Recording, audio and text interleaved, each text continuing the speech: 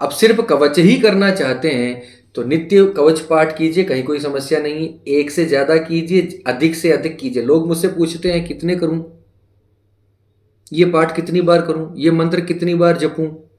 ये जो है ना, सबसे एक बचपने वाला प्रश्न है, बहुत बहुत बेसिक चीज़ है ये। मंत्र सबसे बड़ी पहली शर्त है उसकी कि जितना ज़्यादा जपा जाएगा, जितना अधिक मात्रा में जपा जाएगा, उतना फायदा करेगा।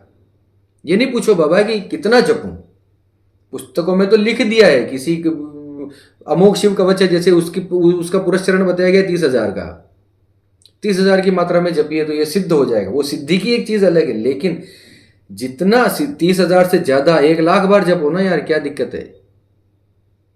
कवच पाठ, मंत्र पाठ किसी भी प्रकार का हो, अधिक से अधिक जपने के प्रयास कीजिए, अधिक से अधिक उसको समय दीजिए।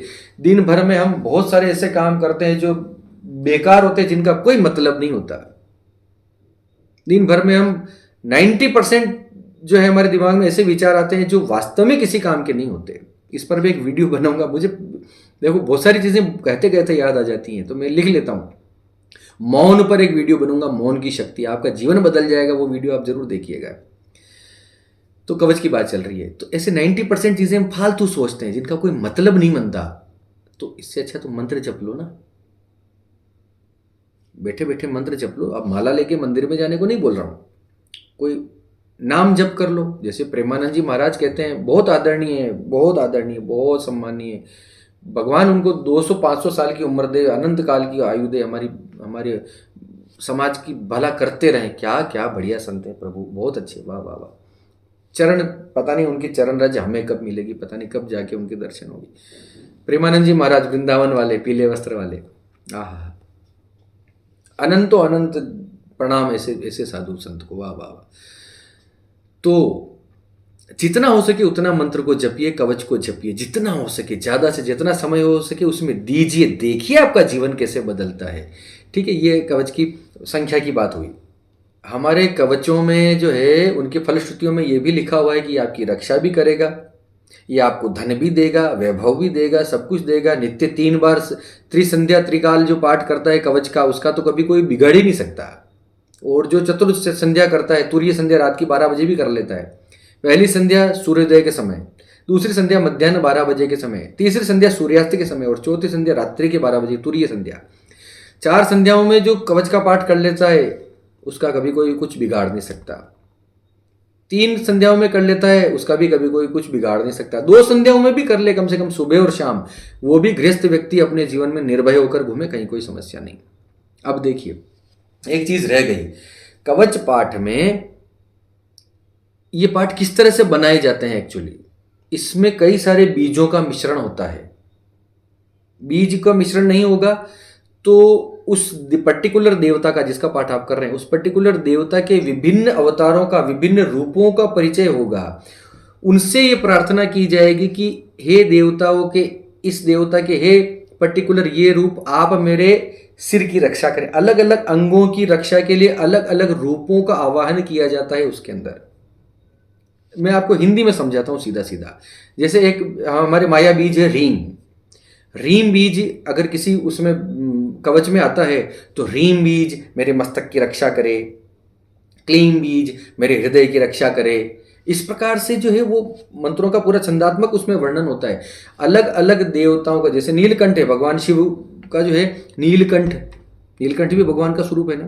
तो नीलकंठ से, अमोघ शिव कवच में नीलकंठ से प्रार्थना की जाती है कि आप मेरे गले की रक्षा करें, क्योंकि आपने स्वयं गले में विष धारण कर रखा है। हलाहल विष आपने जो धारण कर रखा है, हे हलाहल विष को धारण करने वाले अपने गले में मेरे गले की रक्षा कीजिए। तो अलग अलग पूरे शरीर की, अलग अलग अंगों की, हमारी आत्मा की, हमारे मन की, हमारी बुद्धि की, हमारी वाणी की, इस प्रकार से उसमें रक्षा के लिए प्रार्थनाएं की जाती हैं कवच पाठ के अंदर। ये उसका एक स्वरूप, सामान्य स्वरूप मैंने बताया। किसी को पर्टिकुलर खोलने बैठेंगे तो ये वीडियो 3 घंटे का हो जाएगा, तो इतना बहुत है। चलिए, अब एक सबसे महत्वपूर्ण प्रश्न जो लोग मुझसे पूछते हैं कि साहब सबसे तगड़ा कवच किसका है। आपके मन में भी आया होगा ये प्रश्न कि ऐसा क्या करूं जो सबसे ऊपर हो, जो सबका बाप हो, ऐसा कोई कवच बताओ महाराज। जिस देवता की आप पूजा करते हैं, जिस देवता को आप सबसे ज़्यादा मानते हैं, जिस देवता के सामने बैठने से आपको रोना आ जाता हो, जिसका नाम लेने से आपके शरीर में एक अलग सिहरन दौड़ जाती हो, जिसका नाम लेने से आपको मन करता है कि पैरों में गिर जाऊं, प्रणाम कर लूं, गले लिपट जाऊं, ऐसा दिल करता है, जिसके लिए आपके मन में हमेशा होता है कि ये तो मेरी रक्षा करेंगे ही करेंगे। किसी भी दुख, समस्या, कठिन परिस्थिति में, संकट की घड़ी में आपको जो देवता याद आते हैं, जो आपके इष्ट देव हैं, उसी का कवच पाठ आपको करना चाहिए। क्यों? क्योंकि आपकी प्रीति, आपके इमोशंस उस देवता से इतने अधिक जुड़ गए हैं कि उस देवता की शक्ति को भी पता है कि मुझे इतना मानता है तो इसकी रक्षा करनी पड़ेगी। अब उसी का अगर आप कवच पाठ करेंगे तो दौड़े चले आएंगे आपकी रक्षा के लिए।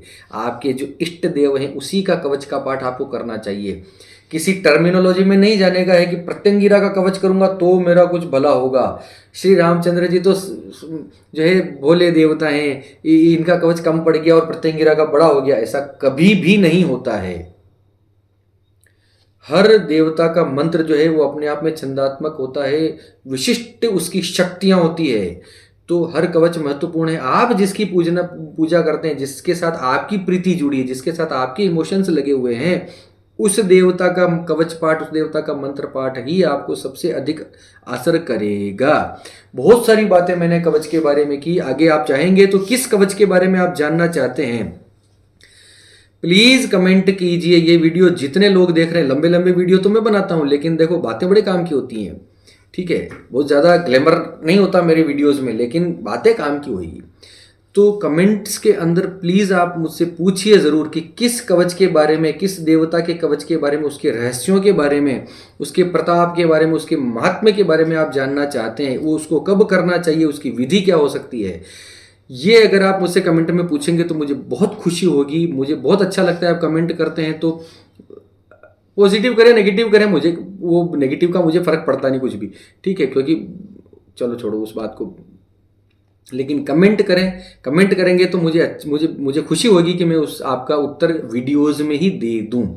मंत्र पाठ, पूजा, देवी देवता, उपासना, साधना, जप तप, तंत्र मंत्र, हमारे सनातन धर्म के रहस्य, उनका विज्ञान, इस बारे में, ज्योतिषी के बारे में, एस्ट्रोलॉजी के बारे में, न्यूमरोलॉजी के बारे में, वास्तु के बारे में, आप जो कुछ भी पूछना चाहते हैं, पाताल से लेकर आकाश तक, आप कमेंट बॉक्स में अपनी जिज्ञासा रख दीजिए। मुझे आता होगा, मुझे याद होगा तो मैं उस पर वीडियो बना दूंगा, आपको बता दूंगा। मुझे नहीं पता होगा तो अपने गुरुजी के चरण पकड़ूंगा, शास्त्र खंगालूंगा, इधर उधर से कुछ भी करूंगा, लेकिन आपको ऑथेंटिक में उत्तर देने का प्रयास इस चैनल पर अवश्य दूंगा। चलिए, इसी के साथ आप सबके सब्सक्राइब कर लो यार। बहुत 70% 75% लोग सब्सक्राइब नहीं करते, देखते सब हैं।